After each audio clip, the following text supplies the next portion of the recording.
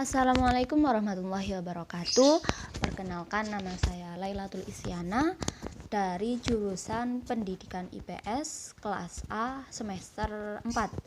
Di sini saya akan menerangkan tentang Emile Durkheim. Saya mengambil dari buku Sociological Theory karangan Georg Ritzer. Di sini saya akan membahas tentang profil dari Emile Durkheim, kehidupan serta pendidikan Emile Durkheim, dan yang terakhir yaitu karya-karya dan teori dari Emile Durkheim.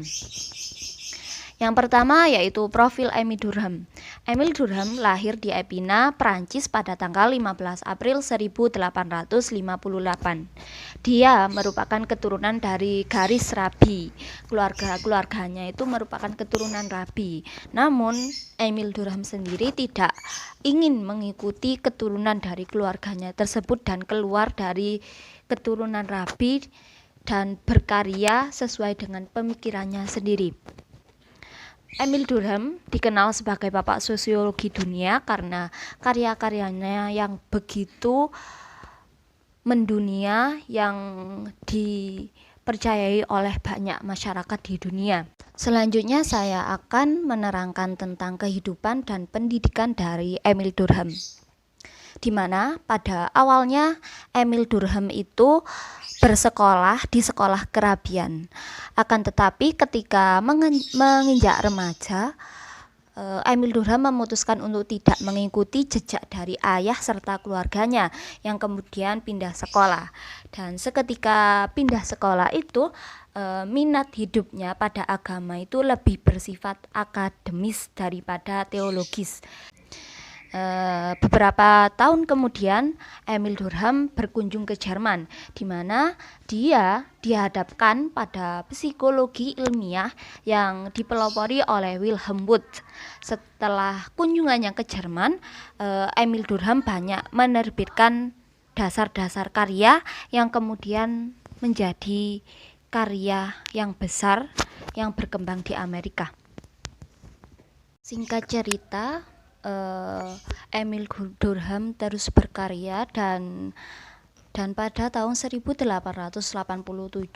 beliau mengajar kuliah umum ilmu sosiologi, dan pada tahun 1896 beliau diangkat menjadi profesor di Bordeaux. Dan pada tahun 1906 beliau diangkat menjadi profesor ilmu pendidikan. Kemudian pada tahun 1913 gelar profesornya diganti menjadi profesor ilmu pendidikan dan sosiologi.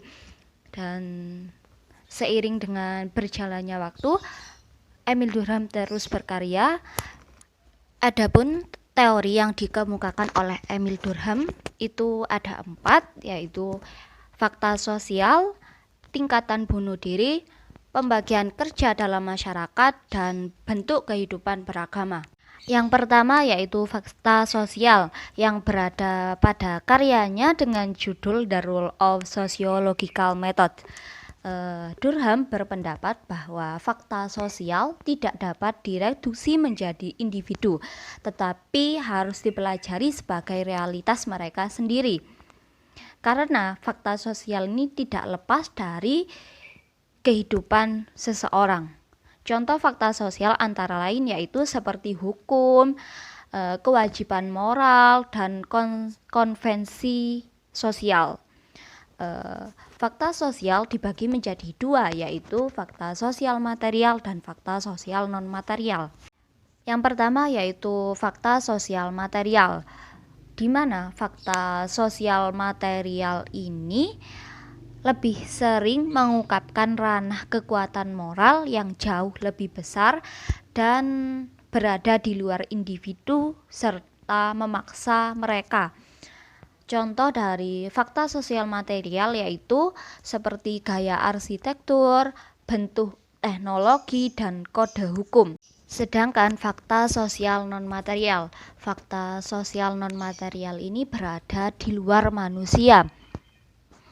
Akan tetapi Durkheim menyadari bahwa fakta sosial non-material ini sampai kapanpun itu tetap berada di benak individu. Namun ketika orang mulai berinteraksi dengan cara yang kompleks, maka mereka akan mematuhi hukum dengan sendirinya. Jadi dari situ individu tetap diperlukan sebagai substansi bagi fakta-fakta sosial.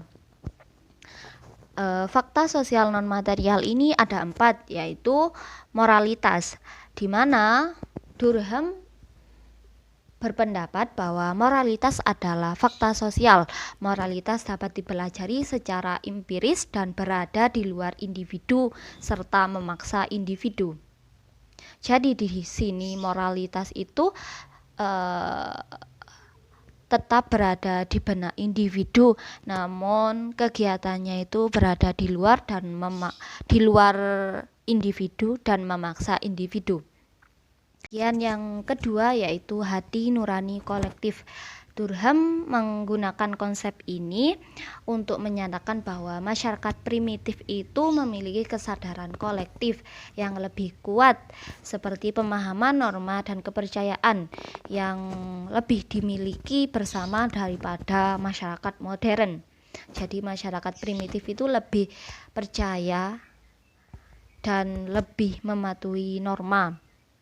Yang ketiga yaitu representasi kolektif. Representasi kolektif merupakan cara masyarakat merefleksikan diri.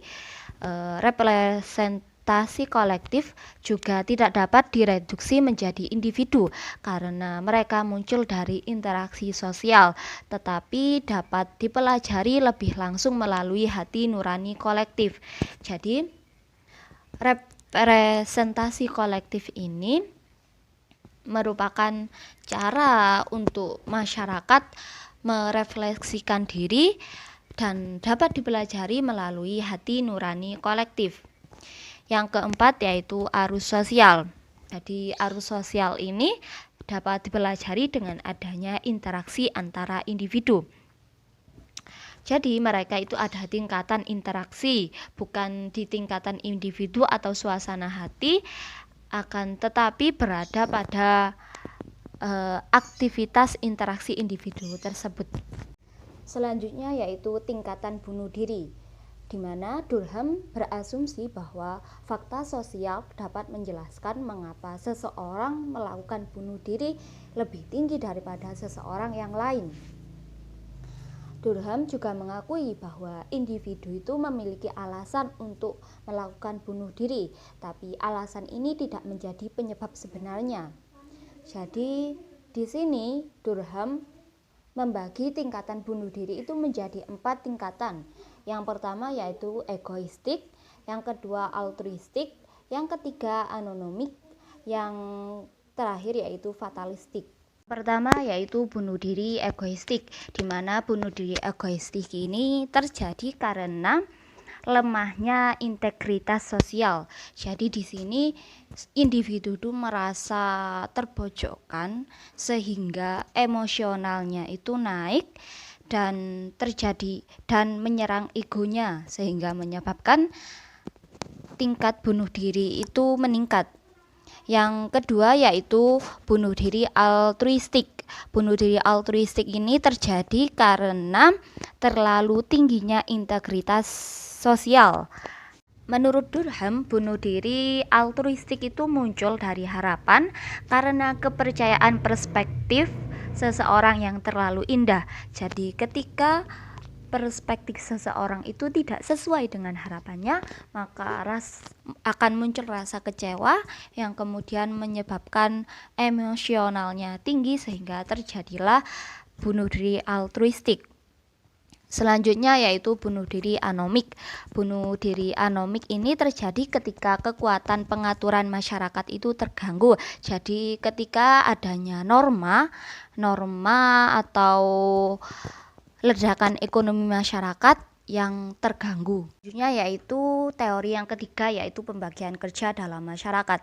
Pemikiran Durkheim terkait pembagian kerja itu dianalisis melalui solidaritas, karena menurut dia solidaritas sosial menunjuk pada hubungan individu atau kelompok yang didasarkan pada perasaan moral dan kepercayaan yang kemudian diperkuat oleh emosional bersama.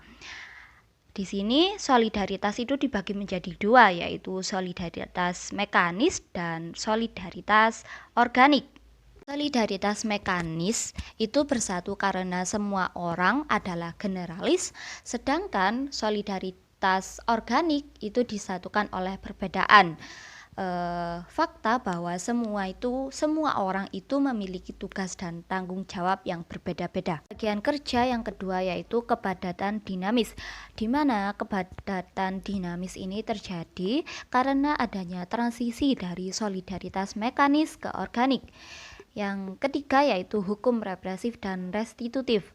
Yang keempat norma dan patologis, dan yang terakhir yaitu keadilan. Teori yang keempat yaitu bentuk kehidupan dalam beragama, yaitu dalam karyanya The Elementary Form of Religious Life, di mana teori agama Durkheim yaitu masyarakat atau melalui individu itu menciptakan agama dengan mendefinisikan fenomena tertentu sebagai sakral dan fenomena lain sebagai profan.